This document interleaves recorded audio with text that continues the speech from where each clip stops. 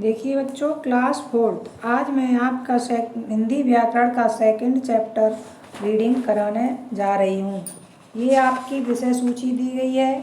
मैं इस first chapter अगले वीडियो में करा चुकी हूँ। फर्स्ट चैप्टर का नाम था भाषा और व्याकरण। अब सेकंड चैप्टर है वर्ण विचार। अब ये आप वर्ण विचार देखिए। चैप्टर 2 वर्ण विचार।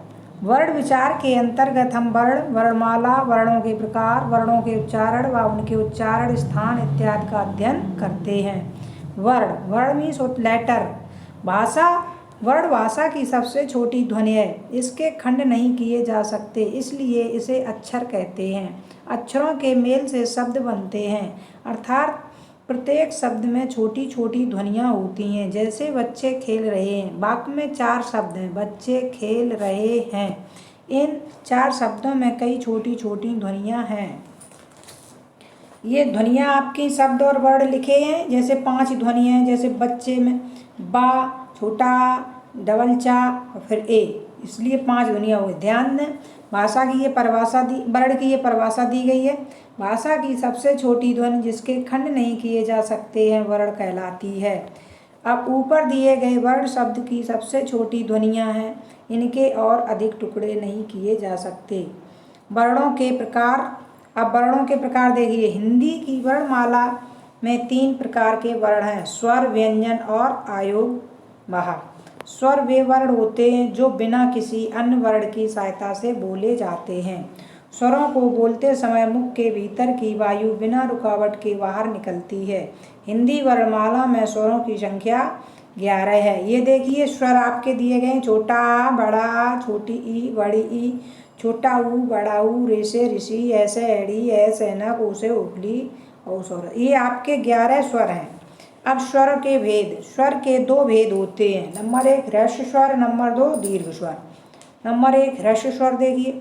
इन स्वरों के उच्चारण में कम समय लगता है। ह्रस्व स्वर संख्या में 4 होते हैं। जैसे छोटा आ, छोटी ई, छोटा ऊ, रेसे ऋषि। व्यंजन के साथ ह्रस्व स्वरों की मात्राएं लगती हैं। अब दीर्घ स्वर देखिए। इन स्वरों के उच्चारण में ह्रस्व स्वरों के उच्चारण से अधिक समय लगता है, इसलिए इन्हें दीर्घ स्वर कहते हैं। दीर्घ स्वर संख्या में 7 होते हैं। जैसे बड़ा, बड़ा, बड़ी, बड़ा ऊ, हे, ऐसे एड़ी, ऐसे ऐनक, ओसे उगली, औस औरत। व्यंजन के साथ दीर्घ स्वरों की भी मात्राएं लगती हैं। अगले पृष्ठ पे देखिए। निम्नलिखित शब्दों को वर्ण को अलग करके लिखना है। ये आप स्वयं लिखेंगे, पेंसिल से फिल करेंगे। जैसे झरना, झा प्लस छोटा, रा प्लस छोटा, ना प्लस बड़ा आ। इस तरीके से आपको सबको तोड़कर लिखना है। निम्नलिखित शब्दों में से ह्रस्व स्वर व दीर्घ स्वर छांट कर लिखिए। जैसे विधि, इसमें छोटी ई की मात्रा है, छोटी ई आती है ह्रस्व स्वर में। नंबर 2 गुरु, इसमें छोटे ऊ की मात्रा है तो ये ह्रस्व स्वर हुआ। नंबर 3 हाथी, इसमें बड़ी की मात्रा है, बड़े आ का भी डंडा है तो ये दीर्घ स्वर हुआ। मृग, रे से ऋषि ह्रस्व स्वर आता है तो ह्रस्व स्वर हो गया। नंबर 5 भालू, इसमें बड़े ऊ की मात्रा है, बड़ा ऊ होता है दीर्घ स्वर, ये दीर्घ स्वर है। नंबर 6 तोता, इसमें ओ की मात्रा है तो ओ आता है दीर्घ स्वर में, दीर्घ स्वर हो गया। गुरु, ये फिर लिखा दोबारा, ये भी ह्रस्व स्वर है। चौका, औ से औरत वाला है तो वो भी दीर्घ स्वर है। मेरे, ऐसे एड़ी, ये भी दीर्घ स्वर है। ये आपको पेंसिल से फिल करना है। अब देखिए व्यंजन। इन वर्णों को स्वर की सहायता से बोला जाता है, इसलिए इन्हें व्यंजन कहते हैं। व्यंजनों के उच्चारण में मुख के भीतर की वायु कंठ, जीभ, दांत, ओष्ठ और तालु आदि से टकराती है तथा रुकावट के साथ बाहर निकलती है। हिंदी वर्णमाला में व्यंजनों की संख्या 35 है, यानी 35 है, जिन्हें 7 वर्गों में निम्नांकित रूप में वर्गित किया गया है। देखिए का वर्ग है, चा वर्ग है, टा वर्ग है, ता वर्ग है, पा वर्ग है, अंतस्थ है, ऊष्म है। ये आपके वर्ग दिए गए हैं। औड़ा औड़ा अतिरिक्त व्यक्ति ये वर्ण होते हैं। नोट, ड़ा औड़ा वर्ण शब्द के प्रारंभ में प्रयोग नहीं किए जाते, ये दोनों बीच में प्रयोग किए जाते। व्यंजन के भेद। व्यंजन 3 प्रकार के होते हैं, स्पर्श व्यंजन, अंतस्थ व्यंजन और ऊष्म व्यंजन। स्पर्श व्यंजन। स्पर्श व्यंजन देखो, इन व्यंजनों के उच्चारण में जीभ मुंह के किसी न किसी भाग का स्पर्श करती है, इसलिए इन्हें स्पर्श व्यंजन कहते हैं। स्पर्श व्यंजन का से लेकर माँ तक हैं। इनकी संख्या 25 है। स्पर्श व्यंजन और उनके उच्चारण स्थान निम्नलिखित हैं। देखिए का वर्ग में ये का से लेके यहाँ तक कंठ से बोला जाए। चा वर्ग है, ये तालु है। टा वर्ग है, ये मूर्धा है। ता वर्ग है, ये दांत है। पा वर्ग है, ये ओंठ है। नंबर 2 अंतस्थ व्यंजन। इन व्यंजनों के उच्चारण में मुंह के किसी भाग से जीभ का पूरी तरह से स्पर्श नहीं होता है या जीभ बहुत ही हल्का सा स्पर्श करती है। अंतस्थ व्यंजन संख्या में 4 होते हैं, जैसे या, यक, रारत, लालटू, आवक। नंबर 3 ऊष्म व्यंजन। इन व्यंजनों के उच्चारण में वायु तेज गति से मुंह के भागों से रगड़ खाती हुई बाहर निकलती है, जिससे ऊष्मा गर्मी पैदा होती है। इसलिए इन व्यंजनों को ऊष्म व्यंजन कहते हैं। ऊष्म व्यंजन भी संख्या में 4 होते हैं। सासे सलगम, सासे षटकोण, सासे सपेरा, हासे हल। अब आयोग वहा दिए गए। ये वर्ण ना तो स्वर होते और ना ही व्यंजन। अंग और आह वर्ण अयोग वहा हैं।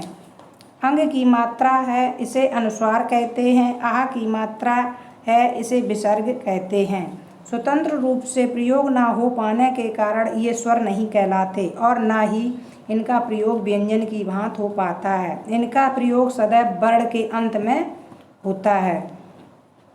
जैसे अतः स्वर तथा व्यंजन में भिन्न ध्वनि होने के कारण इनका किसी से योग नहीं है, इसलिए इन्हें अयोग वहा कहते हैं। संयुक्त व्यंजन। जब दो व्यंजनों के बीच कोई स्वर नहीं होता तब उन्हें मिलाकर लिखे गए व्यंजन संयुक्त व्यंजन कहलाते हैं। जैसे का प्लस सा षटकोण 6 छत्री यानी क्षमा। जैसे ता प्लस रा प्लस त्रा बराबर त्रा हो जाएगा तो त्रिशूल, शस्त्र, ऐसे ये आपके संयुक्त व्यंजन है। इसके बाद एक्सरसाइज दी गई है, इस पे पेंसिल से आप फिल करेंगे। पा वर्ग के व्यंजन लिखो। ये पा पतंग, फा फल, बा बकरी, भा भालू, माँ मछली, इसमें लिखा जाएगा। अब तालु से बोले जाने वाले व्यंजन लिखो। छा चम्मच, छा छाता, जजा, जजंडा, याम। अब निम्नलिखित संयुक्त व्यंजन से बने 2-2 शब्द लिखो। जैसे श्रम, श्रमिक, ज्ञान, अज्ञान, क्षमा, कक्षा, पत्र, मित्र। अगले पृष्ठ पे देखिए। द्वैत व्यंजन। एक जैसे दो व्यंजनों का आपस में संयुक्त होना द्वैत व्यंजन कहलाता है। और ऐसे व्यंजन द्वैत व्यंजन कहलाते हैं। जैसे देखिए डा और डा डबल बना है, इसमें गड्डी, गुड्डी, आद। टा पहले आधा टा फिर पूरा टा। टट तो मिट्टी, लट्टू, इसको द्वैत व्यंजन कहते हैं। अब देखिए आप एक्सरसाइज आप देखिए, इसमें सही विकल्प पर सही का निशान लगाइए। नंबर 1 दिया गया है, वर्णों के क्रमबद्ध समूह को वर्णमाला कहते हैं। बा पर टिक लगाइए। नंबर 2 है, निम्नलिखित में से कौन सा दीर्घ स्वर है? तो इसमें बड़ा आ, बड़े आ पर सा पर टिक लगाओ। नंबर 3 है, निम्नलिखित में से कौन सा स्वर ह्रस्व स्वर है? इसमें छोटी ई बा पर टिक लगाओ। जो वर्ण ना तो स्वर होते और ना ही व्यंजन होते हैं उन्हें अयोग वहा कहते हैं। ये आ पर टिक लगाओ, अयोग वहा। नंबर 5, निम्नलिखित में से कौन सा संयुक्त व्यंजन है? तो ये त्रा, बा पर टिक लगाओ। अब देखिए अगले पृष्ठ पर आपकी रिक्त स्थान दिए गए हैं। नंबर 1, भाषा की सबसे छोटी ध्वनि वर्ण कहते हैं। वर्ण, यहाँ वर्ण भरा जाएगा। नंबर 2, ऊ के उच्चारण में कम समय लगता है। नंबर 3, ओ के उच्चारण में अधिक समय लगता है। त्रा एक संयुक्त वर्ण है। नंबर 5, जा यहाँ को वर्णों के मेल से बना वर्ण ज्ञा है। सही कथन पर सही व गलत कथन पर गलत का निशान लगाइए। इस पे देखो नंबर 1 पर स्वरों की संख्या 11 है, ये सही का टिक लगेगा। नंबर 2, ह्रस्व स्वर के उच्चारण में अधिक समय लगता है, ये क्रॉस होगा। नंबर 3, स्वर व्यंजन स्वर की सहायता से बोले जाते, इस पे सही का टिक लगेगा। नंबर 4, अनुस्वार और संयुक्त वर्ण एक ही ध्वनि है, ये क्रॉस है, क्रॉस का टिक लगेगा इसमें। नंबर 5, भिन्न भिन्न व्यंजनों का आपस में संयुक्त होना द्वैत कहलाता है, ये भी क्रॉस का टिक है। अब ये आपके प्रश्न उत्तर दिए गए हैं। ये फिर नोटबुक में आपको साफ व स्वच्छ लिखना है अच्छी राइटिंग में। तो देखिए चैप्टर 2 डालेंगे वर्ण विचार। फिर प्रश्न लिखेंगे, निम्नलिखित प्रश्नों के उत्तर लिखो। नंबर 1 प्रश्न लिखेंगे, वर्ण विचार के अंतर्गत हम किसका अध्ययन करते हैं? इसका आंसर लिखेंगे, वर्ण विचार के अंतर्गत हम वर्णमाला, वर्णों के प्रकार, वर्णों के उच्चारण व उसके उच्चारण स्थान इत्यादि का अध्ययन करते हैं। नंबर 2 वर्ण की परिभाषा लिखिए, वर्ण कितने प्रकार के होते हैं? इसका उत्तर है, भाषा की सबसे छोटी ध्वनि जिसके खंड नहीं किए जा सकते वर्ण कहलाती है। वर्ण 3 प्रकार के होते हैं। नंबर 1 स्वर, व्यंजन, नंबर 3 अयोगवाह। अब देखिए स्वर कितने प्रकार के होते हैं। स्वर 2 प्रकार के होते हैं। तो नंबर 1 ह्रस्व स्वर, नंबर 2 दीर्घ स्वर। अब प्रश्न नंबर 4 है, ह्रस्व स्वर और दीर्घ स्वर कौन कौन से होते हैं? ह्रस्व स्वर देखिए, छोटा, छोटी, छोटा ऊ, रेसे ऋषि।